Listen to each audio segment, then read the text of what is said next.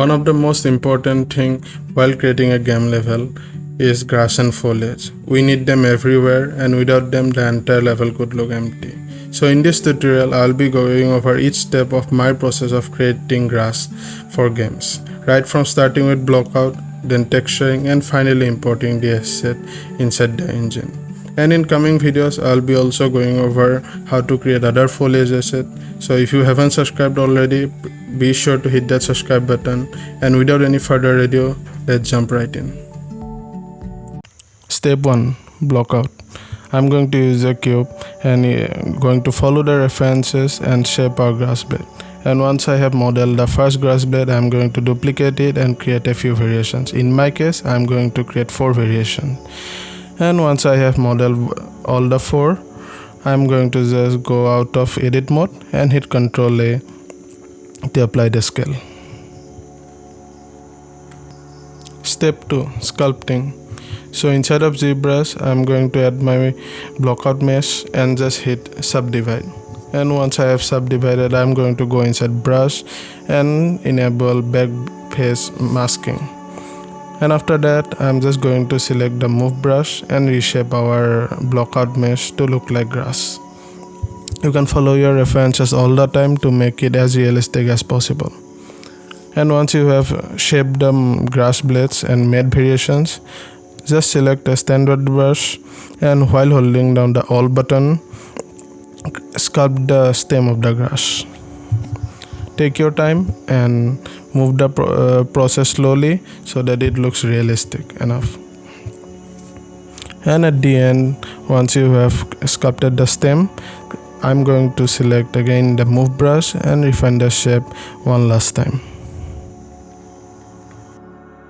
Now back to Blender. Just export out the plane that we had created during the start and adjust the high poly grass mesh we have created inside of ZBrush. Now inside of Substance Designer, I'm going to import both the plane and our high poly grass. And I'm just going to bake out the opacity map onto our low poly plane. Don't forget to set the front and the rear distance to 0.1 for the best baking result, or otherwise you can experiment with your own values. Now create an output node and set its mode to opacity. And once you have done that, next step is to smooth out our opacity map, and for that I'm going to use a blur HQ node followed by a levels node and adjust both of their values until they look good. And once you have done that as well, the final step is to export out our opacity map as a PNG file or a Targa file. Now inside of Substance Painter, import our low poly grass plane and then set the texture size to 2K and also set the mode to OpenGL and hit OK. After that, I'm going to set the shader mode to alpha blending because we will be using our opacity map, and then just bake the maps using our high poly grass mesh. And once you have done that, we are good to go. Just create the opacity slot in the texture slot menu as you can see on the screen, and then just import the opacity map we had back, and as you can see the opacity map is working. And let's go to texturing. Step 4. Texturing. So as you can see, here is my final grass texture. So let's just go over each of the layers and see what we have got. So let's start with the base color. So let me turn off all the other layers.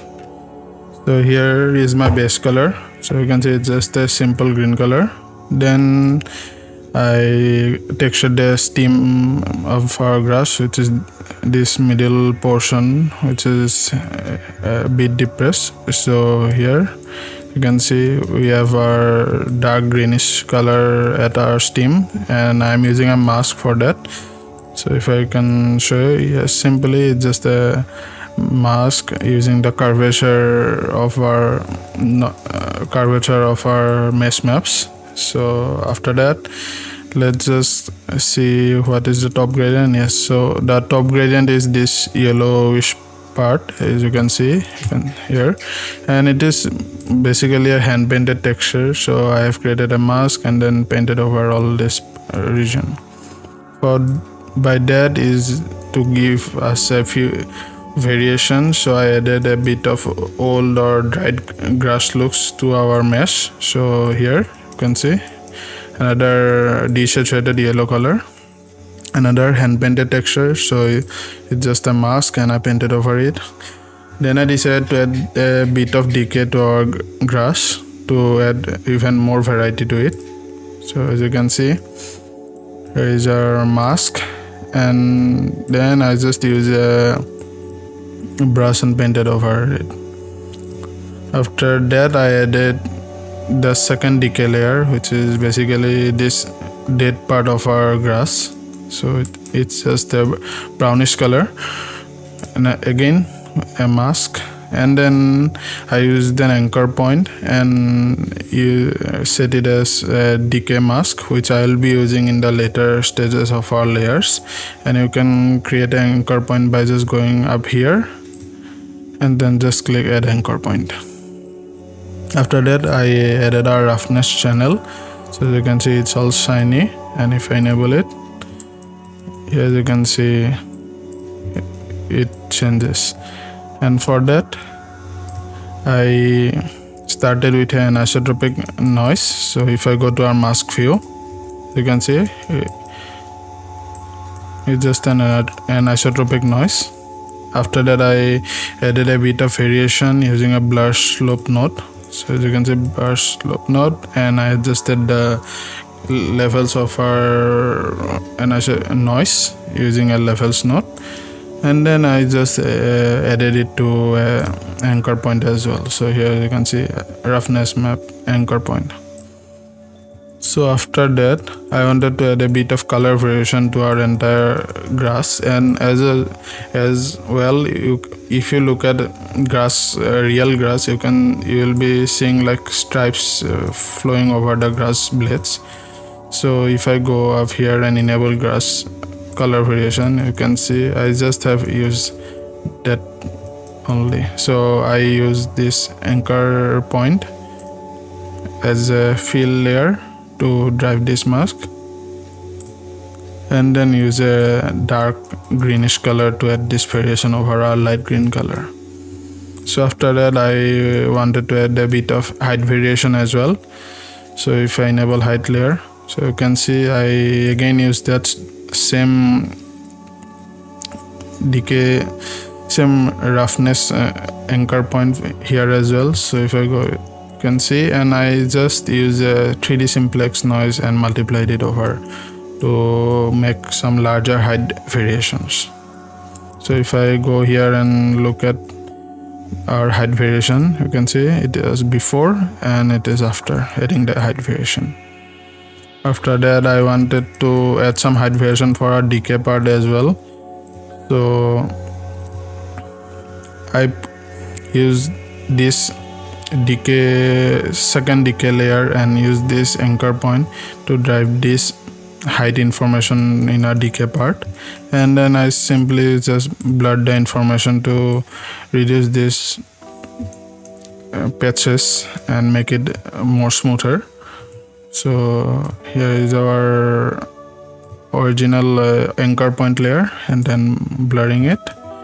And finally, if I enable this height variation layer, you can see we have all this nice variation in our decay part as well. And after that I simply wanted to add a roughness value differently on the decay layer, because if you look at real grasses, the decayed leaves or decayed grasses tend to be quite rough in nature. So if I enable this decay roughness layer, you can see it's perfectly rough. And finishing that with that, and I wanted to finish that texturing with a bit of spot layer. As you can see here, I use the BNW spot texture to drive these patches, and these are all taken from reference images. So if you look at real grasses, you can observe these kinds of patches there as well. And I also added a bit of patches at our decay region as well. So if I enable it, you can see here,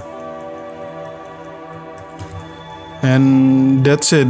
And you can see that how simple it is to create a grass texture in Substance Painter, and it might not look photorealistic like a photo scan data, but it can go a long way because the player won't be looking at this location in any video game. So from a distance like this, or maybe even like this, it's totally photorealistic and usable in a game environment.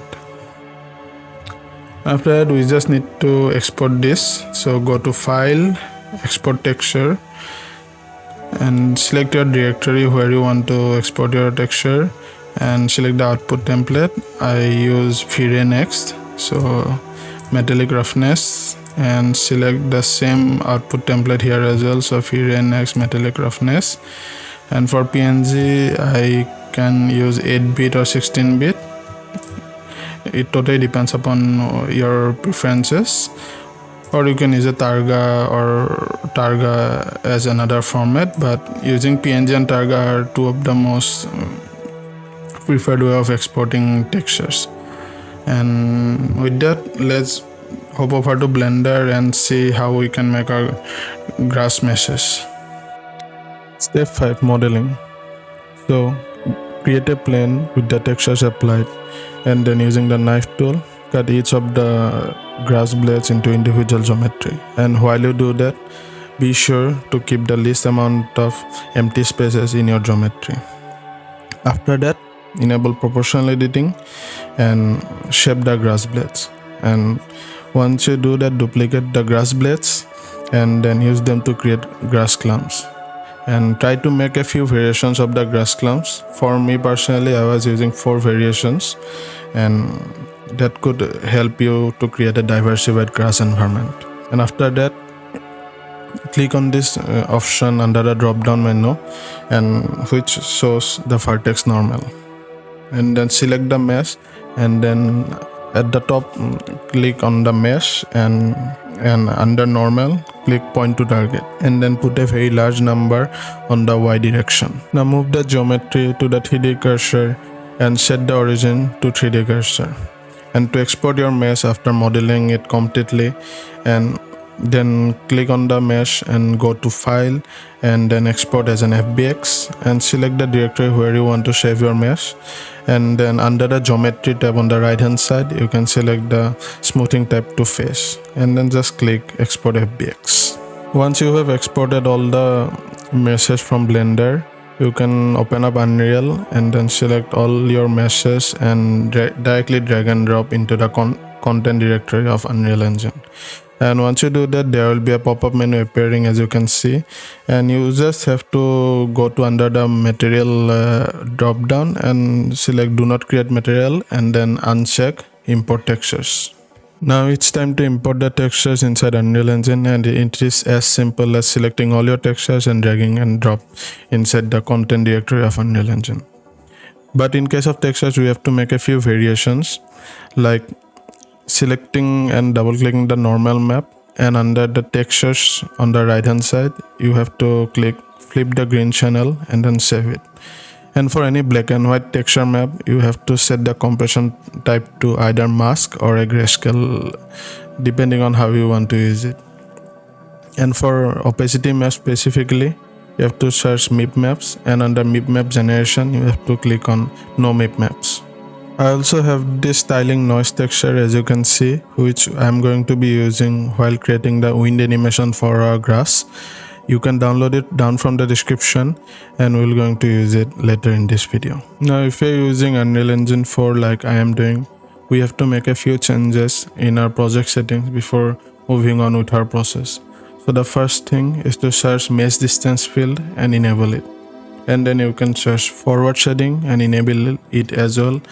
And finally search height fog and enable support height fog in sky atmosphere. And optionally you can enable or uncheck static lighting, but it's totally fine if you don't do that because we are going to be using dynamic lighting anyway. Step 6. Setting up in Unreal Engine. Let's quickly create our material. So inside your directory, right click and click on material and then name it in a more organized way. And then just double click to enter inside the material editor.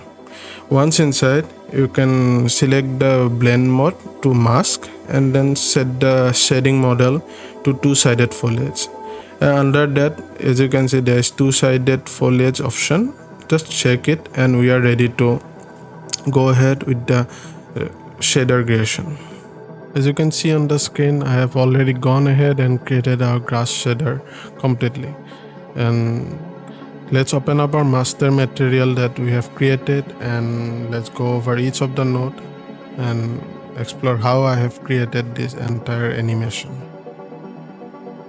So you can open up the master material from here. So simply double click it and it will open up, and let's double click it.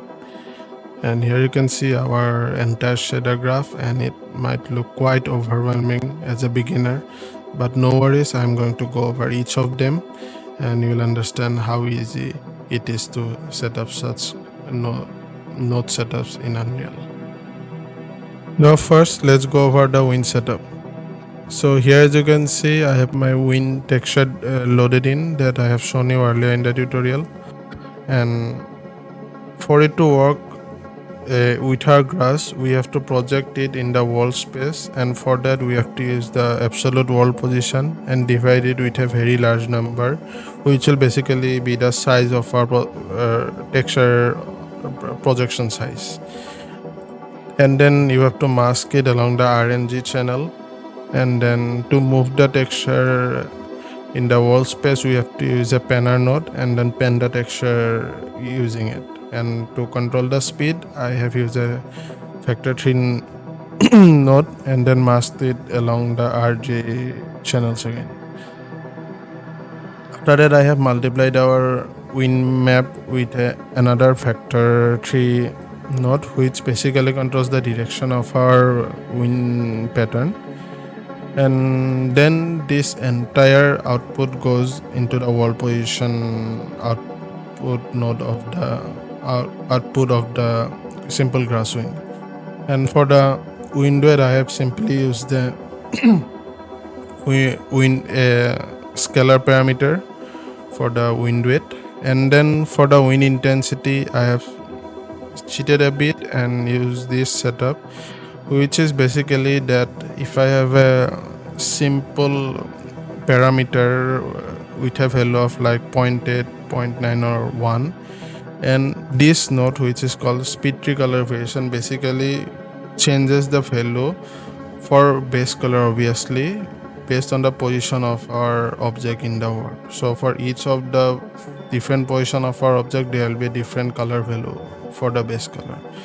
But what we can do is that we have this value here, and if we put it along the base color and then how much amount of variation that we will be needing, set that using a simple parameter and then mask it along a direction, let's say along the R direction red channel, and then add it with another scalar parameter, which is our actual wind intensity, and then plug it into our wind intensity of simple grass wind.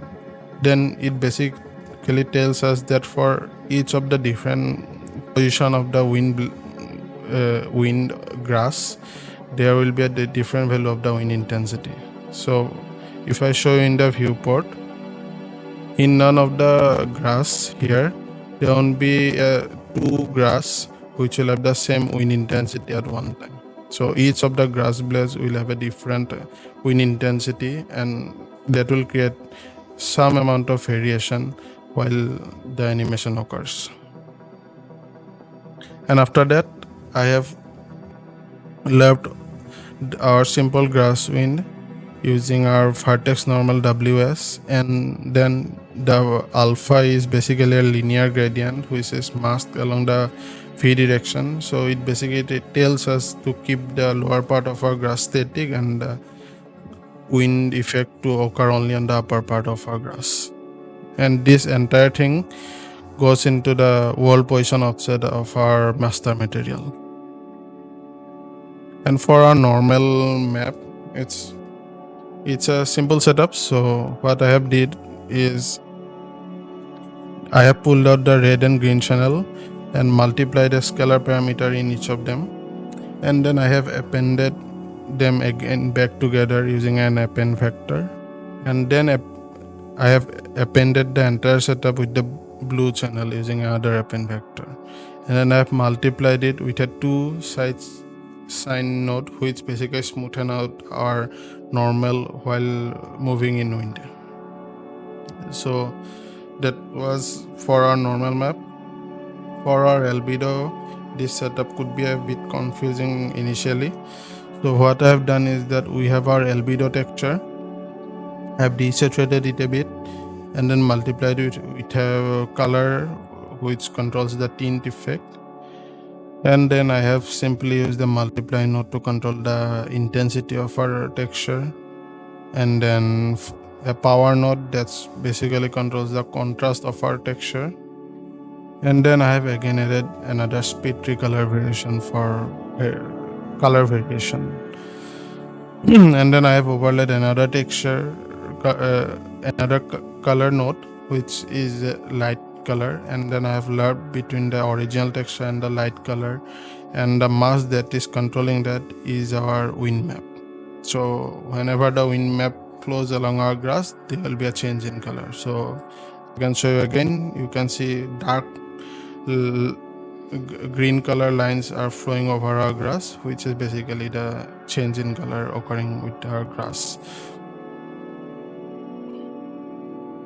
So what I have initially thought of is to remove all the shadows from our level and use a fake occlusion effect using the pixel depth node. So what it basically does is I can divide the pixel depth node with a large value which is controlling the distance between our camera and the object that is in focus, and it creates a black and white mask. And then I can again do the same thing for creating contrast. I can use a power node and then use a multiply node to control the intensity, and then saturate the entire setup to keep the value between 0 and 1, and then lab this as a mask between our original texture and a bit darker green color. And then I also added a curvature node, which again follows the same trend of controlling the intensity and the contrast, and then saturate it a bit and then use it as an alpha to control that edge highlighting. But later I decided to put the color as a black color because it's not that noticeable while the animation is happening. And then I have just pulled out the saturate output of our fake occlusion and then added the contrast and the intensity values, and then I have just plugged it on the ambient occlusion. And for our color, I have outputted the LARP node and put it into the base color. For the metallic value, it's obviously 0, and for the specular value of our grass, you simply have to pull out the red channel and then multiply it with a scalar parameter, and this one goes to our specular value of our master material. For the roughness channel, it's as simple as multiplying our roughness texture with a simple parameter that controls our roughness intensity. And for the subsurface value, it's again the same thing. Just pull out from your texture, add a tint color, and then multiply the intensity of our subsurface using a simple scalar parameter, and this one goes into our subsurface color. And this was very simple. The opacity mask occurs as simple as that. Just use the opacity texture and plug it into our opacity mask. So as you can see, none of the things are quite difficult, and this might not make sense initially to you because why is there any need to create such complicated setup for a simple grass? But this can add quite a lot of value to your texture, but no doesn't add up to your performance cost at all. So I have the viewport open in the unlit mode to have a better visualization. So now if I open our material instance, we are talking about the fake occlusion color, and I would like to show you what it does in the application. So the value of our ambient occlusion is controlled by this AO power and AO strength. And what would be the color of our occlusion is this factor 3 parameter. So basically it's a dark green color. So now initially if I stay in the level, nothing is happening, but for some reason if I walk away from our grass, you can see that there is a gradual fading in of our grass, and it gradually turns very dark. And this thing can really help us. If I increase the brightness, you can see that there is a gradual darkness fading over our grass, and this can be very useful if you, let's say, have a landscape where you have scattered your grass, and you basically can change this occlusion color to the color of your landscape, and whenever you are far away, the grass will seamlessly blend with your landscape, and at certain distance you can simply remove the grass using our cull distance volume, and there won't be any noticeable pop in or pop out while you transition between them. Now this can be very useful, but again, optional thing, no need to apply it. You can simply use your base texture that you have created in Substance Painter along with the wind setup that I have shown you, and this will work just fine. Now that we have created our wind animation and the grass shader, but it's still not usable for a game, and the reason being that we have to optimize it to work in 60 fps or maybe 120 fps.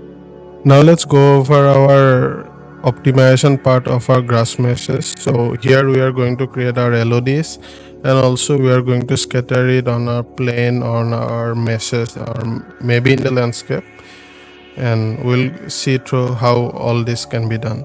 So first we have to open up our grass mesh folder where we have kept all our grass meshes, and I'm going to show you this process for one of the grass meshes, but you can do it for all of them. So now open up your grass meshes. So I'm going to open up this one, and then press F to focus, and then go to unlit mode, and then the first thing that you have to do is to search auto compute distance. So auto compute LOD distance, and you have to uncheck it.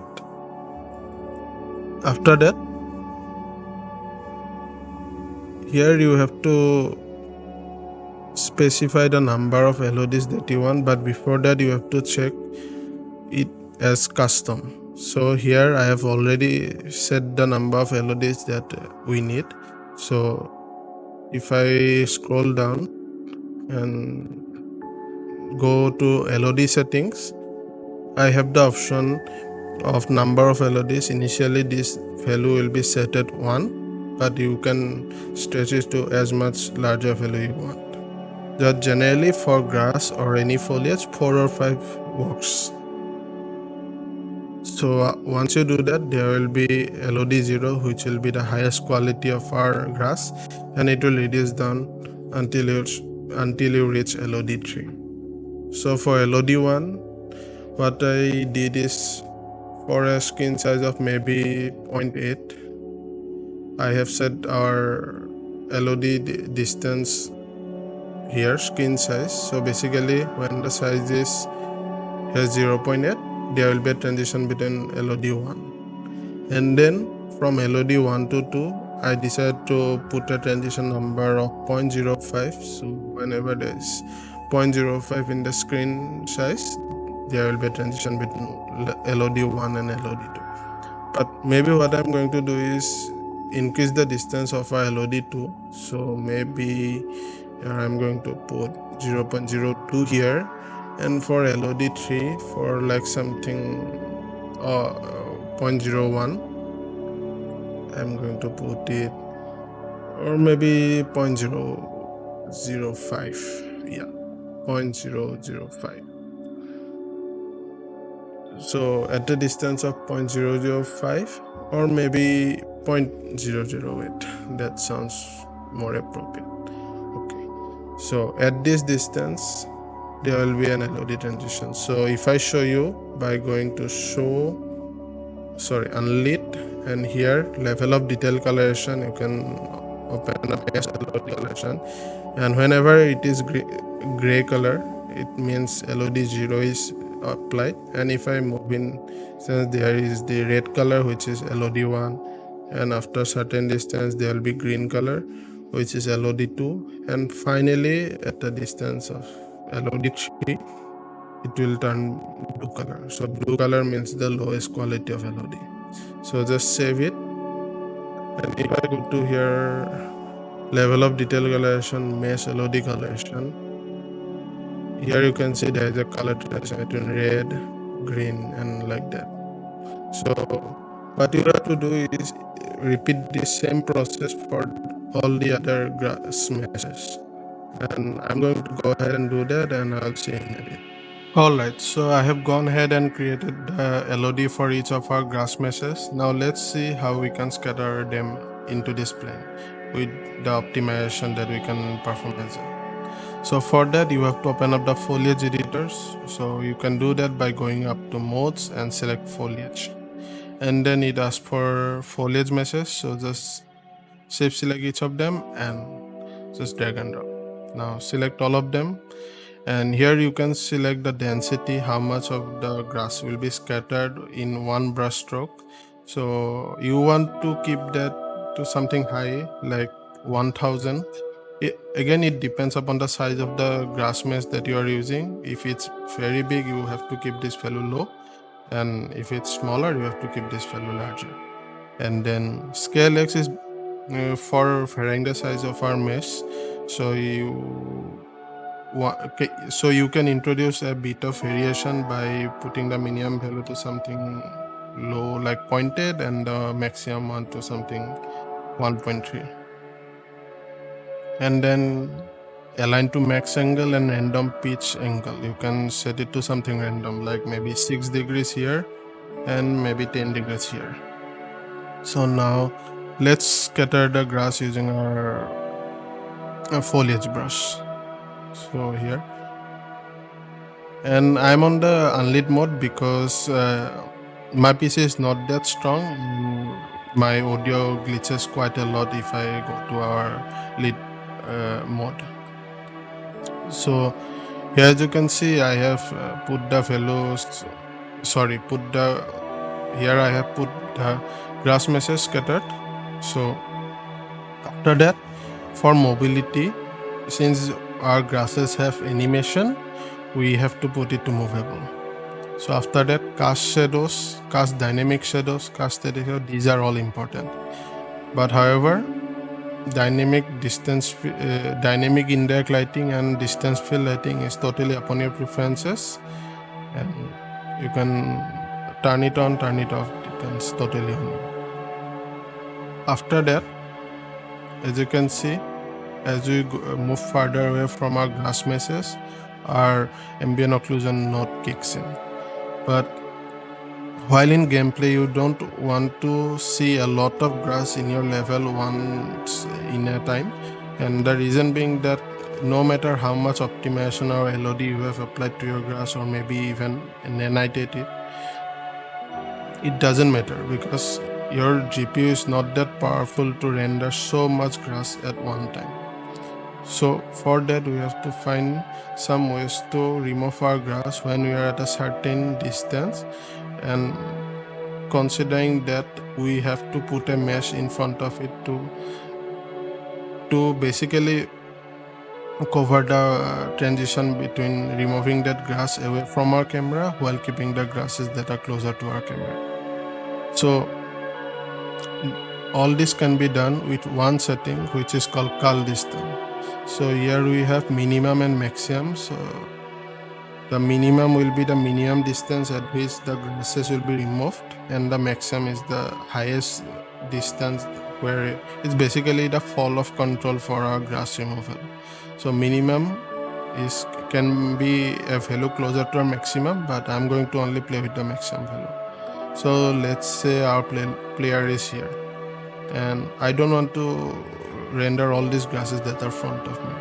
So let's say I put a value like 50. So what happens? You can see that suddenly the grass at the distance removed. And now if I travel further, you can see our grasses are getting removed, and as we go closer, the grasses are rendered again. But we don't want to see this instant pop in and pop out while traveling, because it can look quite weird while playing. So you have to play with this value and keep it to a reasonable number, maybe like 300, which generally works for most of our small grass assets. So here, as I move further away, first our ambient occlusion node kicks in, and after that our grass will be culled out like that. And at a distance of maybe here, you'll certainly have something in front of the grass, maybe like a mountain or maybe like some other buildings or something, which will cover this transition. So you don't have to worry about how to prevent the player from looking at all this. That won't bother a player at all. And that's how you basically save performance on your foliage while rendering beautiful grasses at the same time. So that is it for this tutorial. I hope you have learned a thing or two. You can apply these techniques to all your foliage assets, and if you want to see similar tutorials in the future as well, you can subscribe to the channel, share this video with your friends and people who are into game development. And again, these things are not 100% perfect, and you can see this is not how real grasses move in wind. So in coming videos, we will going to go over some advanced techniques that will provide you with some much realistic results that you can apply to your game without having to think about extra GPU cost. So that is it for me now. I'm going to say goodbye to you, and here is a quick look into what's coming next into the channel. Until then, goodbye.